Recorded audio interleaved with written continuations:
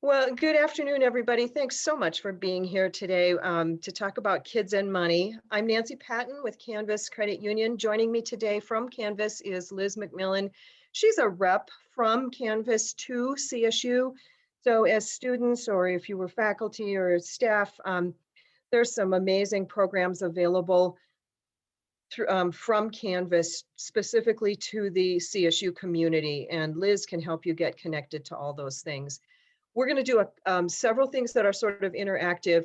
Chat is open. Liz is watching that. If you have questions, comments, please put them in chat. Please feel free to unmute and just talk with us.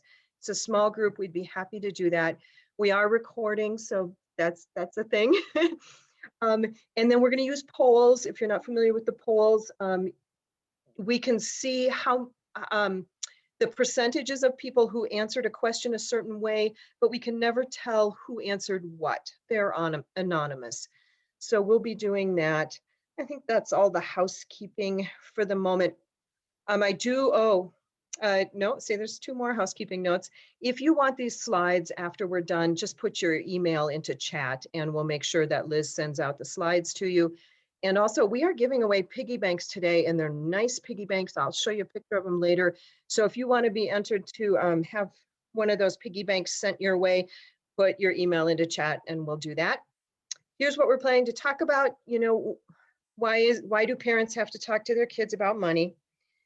We're going to cover allowances because that's just such a big topic for most parents. They're concerned about that. And we will talk about a concept called Save, Spend, Share. We're going to go through some concepts that are appropriate at different ages for your kids.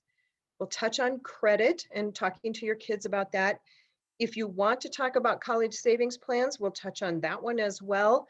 But I am going to ask you some questions with a poll in just a second. And then I do want to say the formal presentation is short, 30 minutes or so.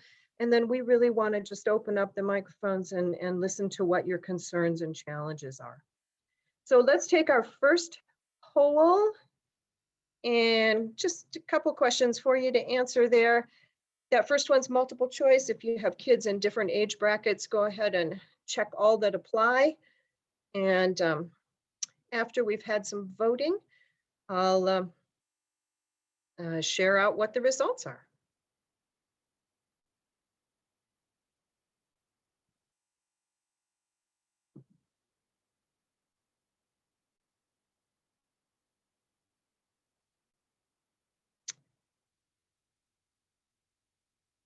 Awesome. I'm hoping for a couple more on the responses.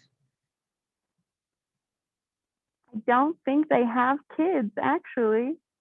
Yeah, and that's fine if you don't have kids. There's still a question that does apply to you. So if you don't have to answer, don't have to answer all of them, but answer some if you can. Or if it won't let you do that, then learning moment for Nancy on how Zoom polls work. So I'm going to end it in just a second here. So I'm actually surprised. Y'all have kids that are older than I was expecting. Okay, and then the talking about our kids, talking about money with our kids, sort of comfort level. And so the people who have answered the poll so far, their parents did talk to them about money. As time goes by, different options are available for who is presenting education about money to our kids. And the days of the schools doing it's real hit or miss. So unfortunately, a lot of money education does fall to parents. So did I share that? Nope, I don't think I shared that with you, but there are those results.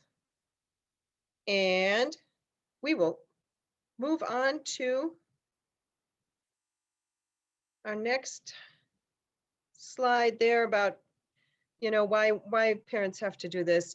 Even if you don't feel like you have great money management skills yourself, we still have to help teach our children the basics about money. And so again, how much a child learns in school varies tremendously in Colorado, each school district, and matter of fact, in a lot of cases, each individual school can decide how they go about that financial education. So there are some programs out there, but it's certainly not consistent on what kids are being taught in school. And kids are going to learn about money from you, whether you like it or not. Just like all of our parenting, they watch and they listen and they take a look at what's going on and come to some conclusions. So the more you as a parent can advise your kids instead of dictating behavior, the better it's going to be received. Talking about money is important, but living it out wisely is even better. And I bet your kids have different personalities. Well, they have different feelings about money too. And so how your neighbor or your friend or your family approaches money could be very different than how your household wants to approach money. We're different. We adapt our parenting because our children are different. If some child is super interested in sports or in superheroes or in nature or in books, you adapt how you deal with that kid differently depending on what they're interested in and what their skills are. So another thing that's going to happen is that, just like Elsa, we are going to have to let it go. We're going to have to let them make mistakes. And isn't it awesome that if your child makes a money mistake, they're probably making that mistake with $5 or $50 instead of $5 million. So let's let them try it out and make some mistakes and learn from the process. That's just part of it. And if you're a parent, you have to let them make mistakes and learn from it.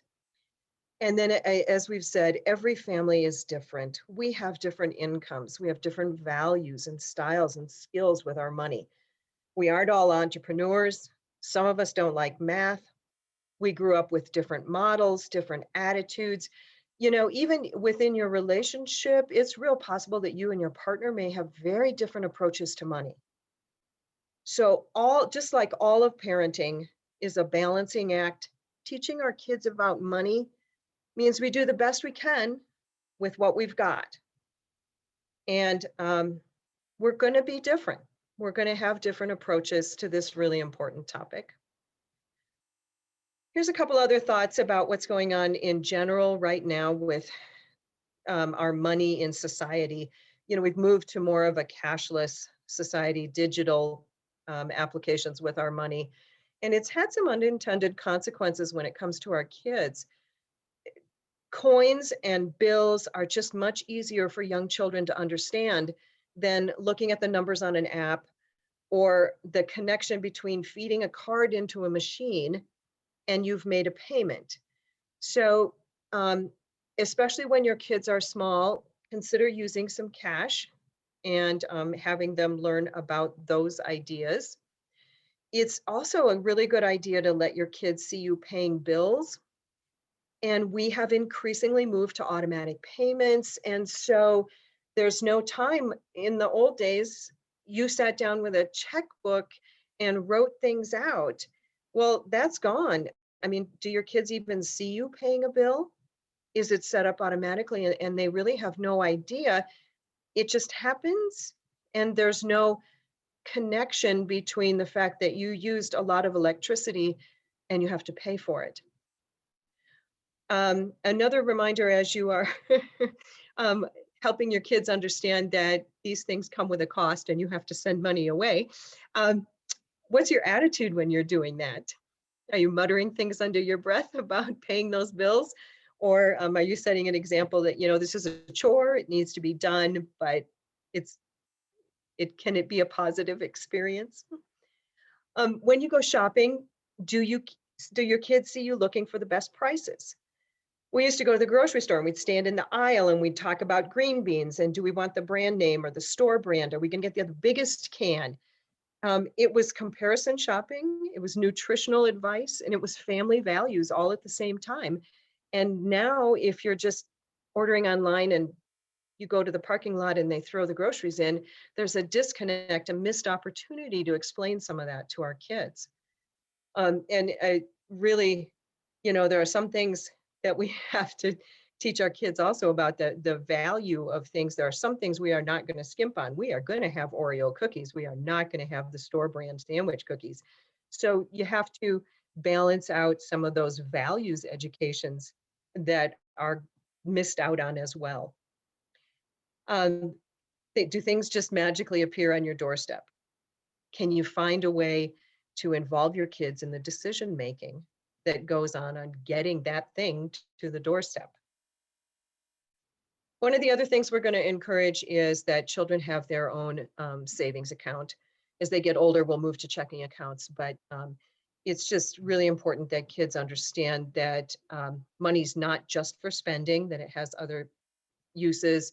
We're going to talk about the fact that it's safe to have their money at a credit union or a bank. And some of the other concepts we're going to talk about pretty soon actually are easier to keep in place if you have an account for your child. So of course, we're going to recommend Canvas, but it's important for kids to have a place to put their money. So Liz, I haven't asked about chat. Is there anything we need to cover that's coming in chat? Nope, keep going. All right. So, I just talked about the challenges of this digital money thing with our kids, but actually there's, on the flip side, some good resources, some good things we can do because of the digital connection. There's definitely new ways to pay allowances and have money interactions, to watch what's happening with spending. So there's a ton of resources, different apps. I would love to know if anybody's using an app with their kid. Would you put that into the chat, the name of the app that you're using, or any kind of online program? There are lots of options, and you can do research and see which one seems like a better fit. But if you are using an app, would you let us know that? And then let's touch on allowances for a little bit. There are differing views, okay? Some parents feel that an allowance should be earned by doing household tasks, and others feel that as members of the family, children help with chores without getting paid for it. So experts do suggest that everyone in the family have at least some household chores that are not paid for. Everybody has some things they do to help out just because they're part of the family. And then you can tie in the allowance and the chores question to your own comfort level beyond that. At this point, about 70% of American parents do give an allowance to their kids. Here's a couple other general comments about that. It's good to have a way for kids to earn extra above their allowance. And again, there definitely are different viewpoints, but most experts say that kids shouldn't have payment tied to the grades that they earn. Just like we want to be paid on time for our jobs, allowance needs to be paid on time. So good luck with remembering that one. But thankfully we have digital options to help us remind us about that as well. But your kids are going to want to receive their allowance on time. Most people start giving an allowance, if they're going to do that, about the time that school starts, when kids are, somewhere between 5 and 7. As kids get older, the payment they receive can go up, but also with that, the expectation of what they're going to be responsible for purchasing and taking care of with their money should also increase. And then again, one of those experts suggest that withholding allowance as punishment is not recommended. We're separating this allowance from punishment. We're separating allowance from grades. And in some cases, we're separating allowance from actual chores. So having an allowance is a fabulous learning tool for kids. Would you, well, we'll ask a question later about what your thoughts are on that.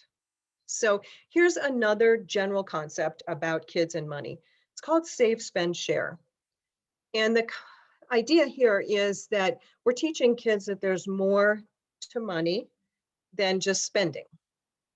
And maybe some of us adults need to learn this as well. But would you put a note in chat if your family uses Save, Spend, Share? Have you heard of this before? Let me know if you've used it. As adults, our money goes into different buckets and gets spent in different ways. And you can do the same thing to teach your kids about that. The idea is that some is for now, spending now, some is for the future, and some is to share with other people. It's interesting, Sesame Street calls it for me, for you, for later. Can you see? Yeah, look, Elmo has money lessons. Sorry.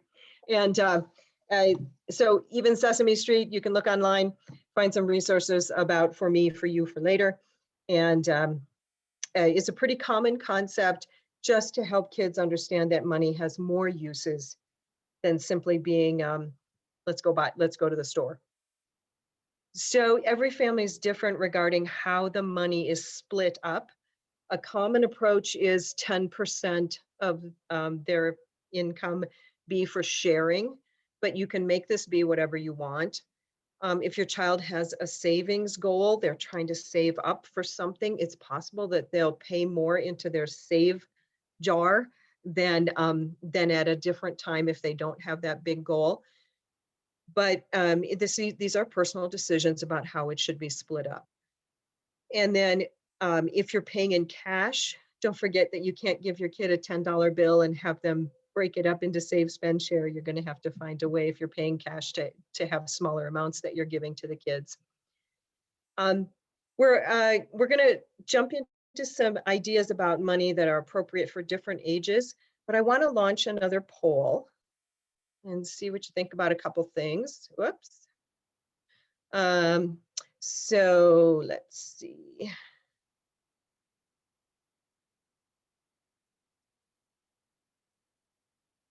Here comes your second poll. And while you answer those questions, Liz, anything in chat, or are we good? We are good. Okay. And I see George joined us. Hi, George, also from Canvas. How's it going? We're doing good. So we're recording, and people are voting on the polls. And we're about halfway through our presentation. Then we're going to open it up and see what people think. So I'd love to have a couple more responses if we can on the polls before we close that out and share our results.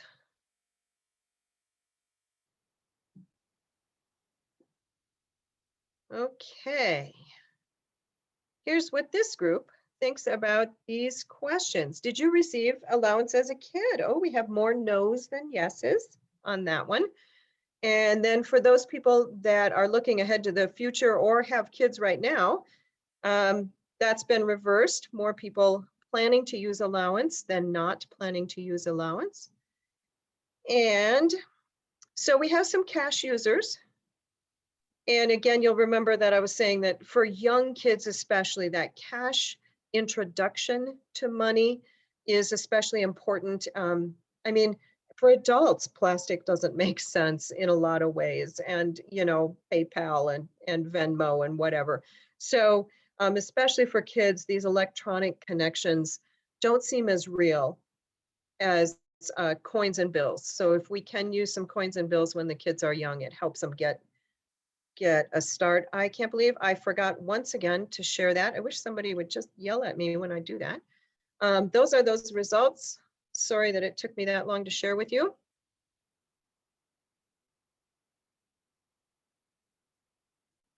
And let's jump into talking about what's sort of appropriate at different ages.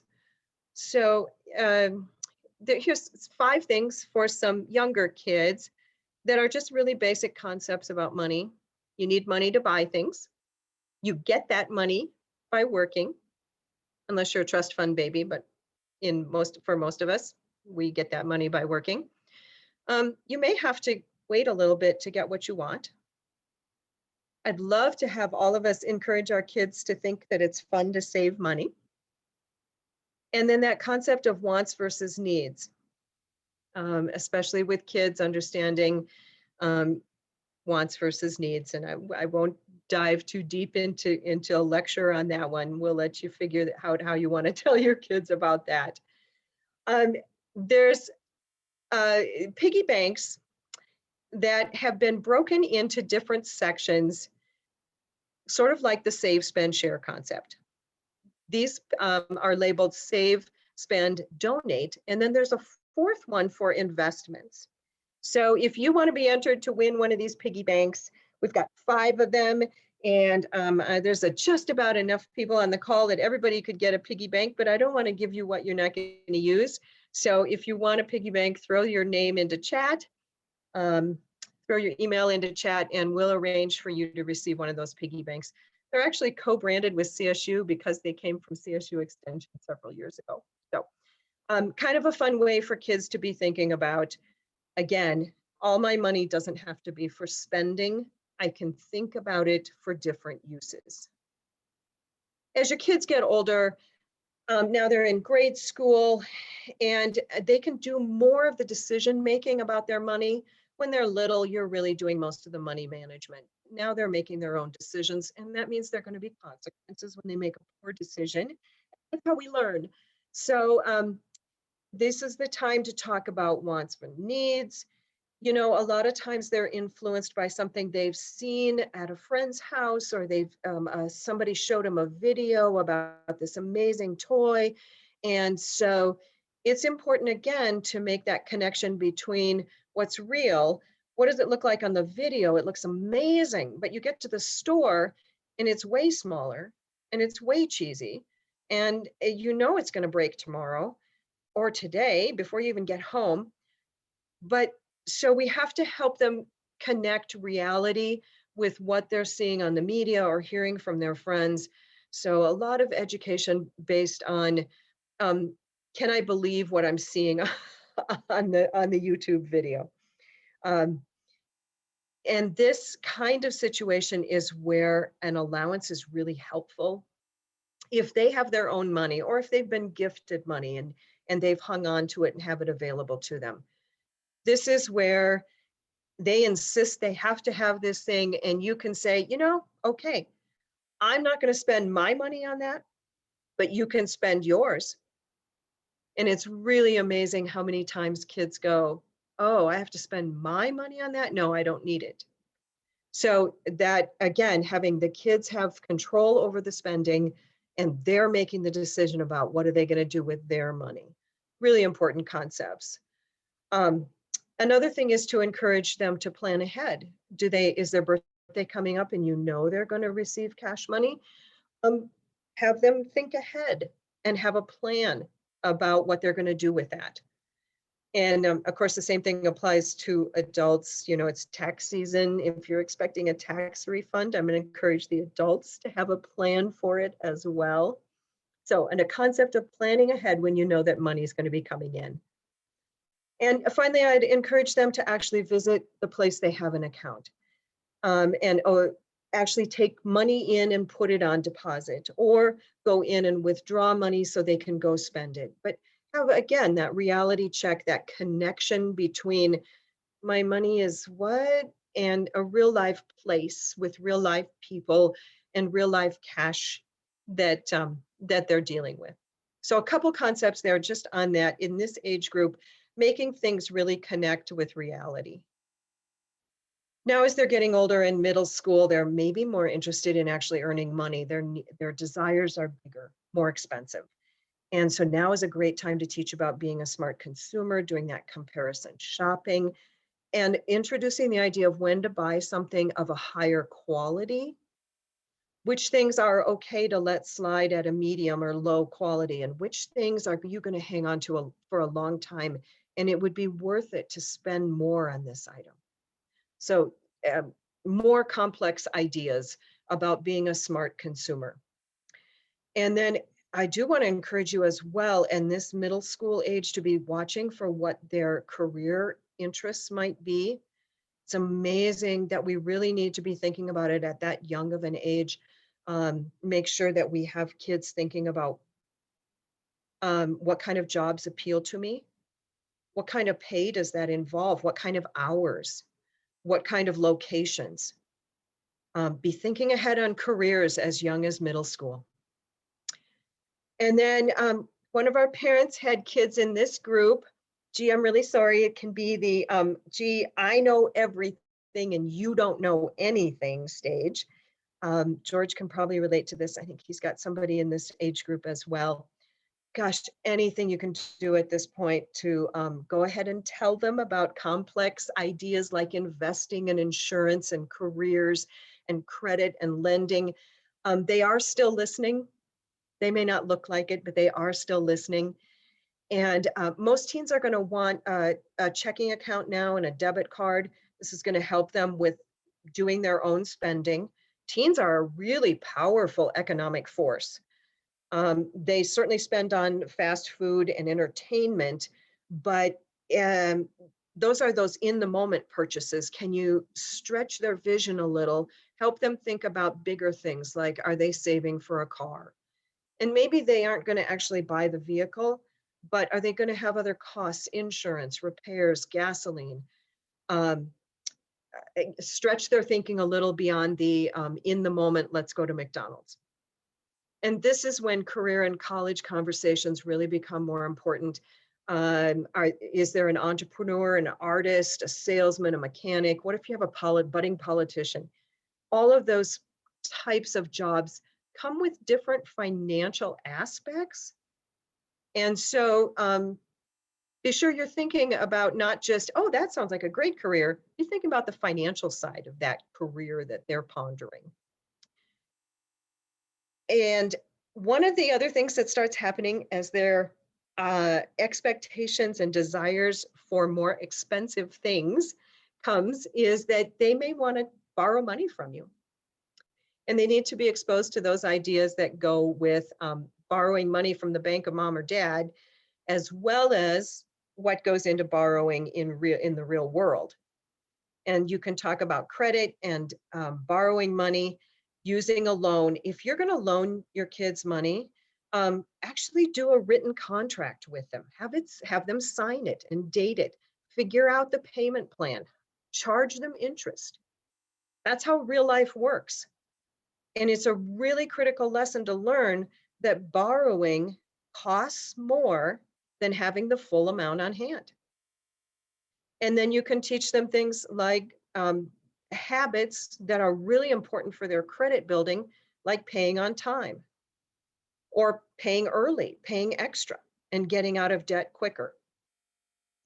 So these are some ideas that you can start to use with these older kids whose savvy and desire for expensive things is going to take you into new territory about the lessons you'll be teaching them. I just want to share some really practical ideas that we've run across over the years. Some are age appropriate for different groups. So one of them is to offer matching money for something that you think is really valuable. On that save, spend, share concept, if you really want to encourage savings, if that's a weakness for your kid, you could offer to match it. Every dollar you're putting in, I'm going to match on the saving side. Same thing with the donations. Is that something they fight being kind of selfish and giving to others is a struggle? Offer to match it and see if that'll encourage things there. A trick to use when you're eating out is to offer them cash instead of the beverage that they would get. So they have a choice. They can have a lemonade or they can have $2.19. Give them a choice on what they want to do. Have them thinking about this stuff just magically happen. I'm making a choice about my spending here. Another thing you can try with your kids is if there's a budget amount for a certain thing like back to school clothes or back to school equipment or a vacation spending. If there's something that you've budgeted a certain amount for and they come in at less, then they get to keep the difference. Another thing that can be helpful when kids are young is to limit the options you give them. So instead of saying, do you want to go to the movies? Do you want to go to the roller rink? Do you want to go swimming? Do you want to go have dinner out? Just give them 2 choices instead of so many. It helps them ponder through what those options are a little easier.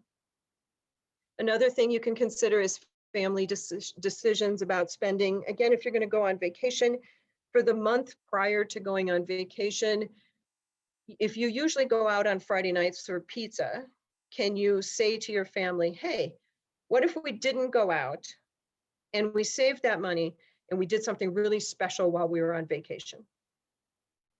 Again, you're thinking about right now and the future. You're thinking about the fact that you have this pool of money to work with. And we as a family, let's talk about it and figure out what we want to do with our chunk of money that's available. So those family decisions about how we're going to spend. A key idea is you can only spend money once. So again, it ties sort of this vacation idea. I can either buy pizza or I can save it for the bicycle that I have really been wanting to buy and I'm so close to having, but I'm not there yet. You can only spend money once. Some children are going to love keeping a money diary. It's the beginnings of a budgeting idea. Just writing down how much money they have, what are they spending it on. It's not going to appeal to everybody, but some kids will really enjoy keeping a money diary. And then there are money personality quizzes. I just ran across 3 different money personality quizzes for teenagers. If you would like to have those sent to you, those links sent to you, put it in chat and we'll make sure you get the links to these money personality quizzes, and they are targeted to teens. There certainly are quizzes available for adults as well. But if you're interested in that, put it in chat. And then again, stretching our thoughts about money, that our finances aren't just about spending.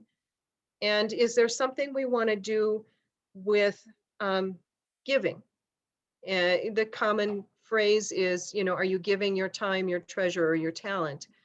And so again, as a parent, is there some way you can introduce that idea, whether it's at Christmas time, making sure that a bunch of toys get gathered up and donated before you know that there's more toys coming into the house, taking up a special donation, volunteering together as a family somewhere.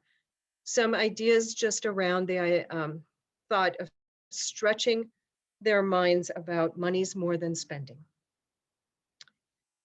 I do want to throw out there some, you guys are in college, you're paying for school, you know that it's expensive and that it can be challenging. You're very aware of that. There are multiple ways to pay for education, and there's a very, very personal decision about how much a parent is going to contribute to their child's education, how much financially. So if you want to talk more about any of the things you see on the slide here about this, just as we end the session and go into conversation, please bring up this concept of I need to think about what I'm going to do about my own kids in college. Feel free to bring up that conversation. We're just going to open it up, take some questions, and Brianna, I think I'll just leave it up to you whether you want to keep recording or if you want to stop the recording, and we'll just open it up for conversation without that being on. But Liz's email is there if you have any questions about Canvas. She's the one who's going to send out the piggy bank information and the slides if you asked for the slides. So that's it. Unmute. Type up in chat. Let's hear from you about the challenges, the successes, the ideas. What's going on in your world with the kids?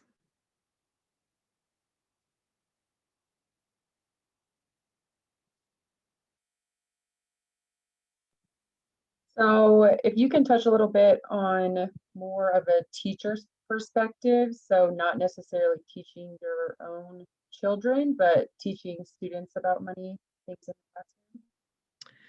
Yeah, I think some of that goes back to that cash. There certainly are lessons out there about counting coins and all of that kind of thing.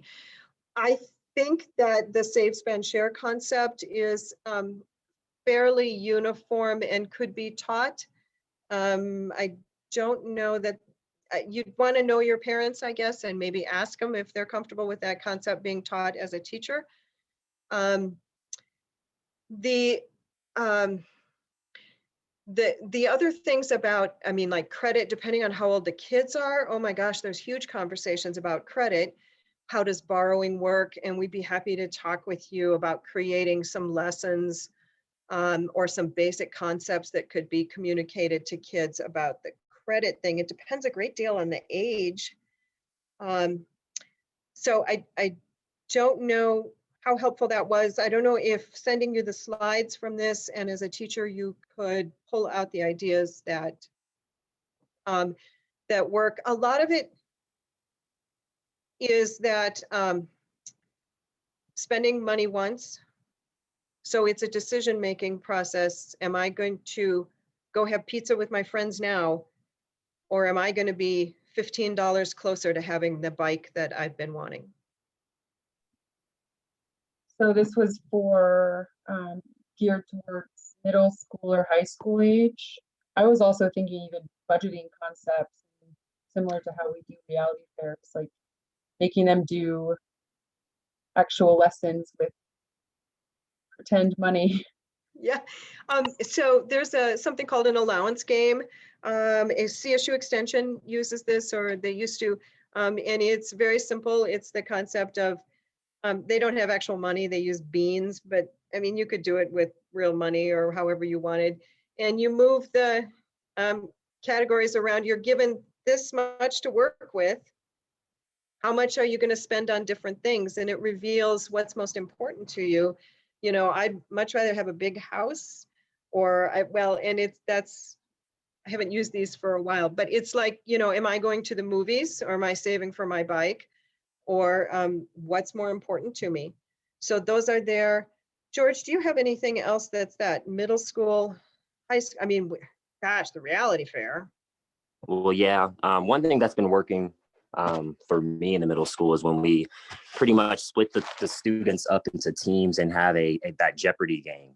So it really gives, the teacher control, like what is 10% of savings? And, these students have the right to really focus on what that is. So, that, like Nancy said, that age group it's different than when we're talking to the college side and the adult learning, because they're thinking about Fortnite and candy and so it's really trying to make it more of a game type thing, but also making the financial conversation very simple. Like if you were to buy this video game versus that video game. So it's like really some things that they know of, that I've noticed. As for when you move up to the high school level, like Nancy said, I am in this category with a 16-year-old. It's putting it in their hands. It's that age group from 15 to 18. They're all about the name brand stuff. And my friend has this, and my friends are doing this. So it's really putting it on them of, okay, well, is your friend paying for it or is their parents paying for it? And then really showing them that price, like a trip to the beach from Colorado is $1,000. Can you work a summer job to get $1,000? Like really having them think about that, because by the end of the day, we all know as the parent, we're going to be coming out of pocket. So, and another teacher aspect is just to challenge the kids to track their spending. And that's super easy, just in a little notebook or some kind of app or whatever. I mean, you can make that be in whatever format you want, but just like for adults, pretty eye-opening for at any age to take a real look at where their money really goes.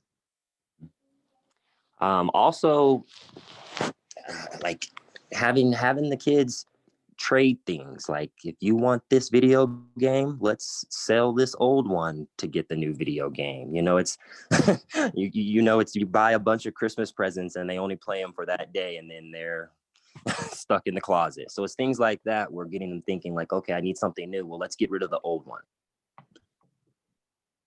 Yeah, a lot of values education. So, Liz, anything else? Did we? Everybody's been so quiet.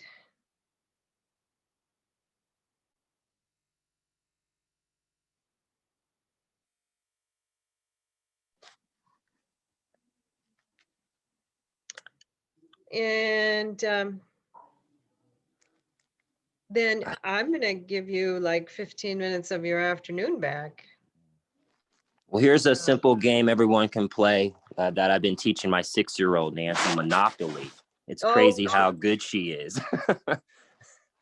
Yeah, there are some classic games that involve decision making and counting and all of those things, and then the whole money thing. Yeah. So that's great, George. I mean, I used to play Life. I don't know if they still make Life, where you Yeah. fill the little car, the car is full of kids. They still make it, Nancy. That's my favorite game too. Yeah, spin and see what happens, but it's actually kind of realistic. So. Well, Brianna, thank you so much for the opportunity to be here. The people who've attended, you have Liz's email. If you're watching the video, Liz's email is on that last slide there. Please get in touch with us if there's anything we can do. We do have a branch at the Laurie Student Center. Kids accounts, it's only $5 to open an account for a savings account for your child. And actually, if you connect with Liz, we'll fund that. So it's $0 to you to have your child have a savings account at Canvas. And again, we stress that having that safe place to put money, and the idea of it's not all just sitting there waiting to be spent. We're assigning it somewhere with a future use in mind.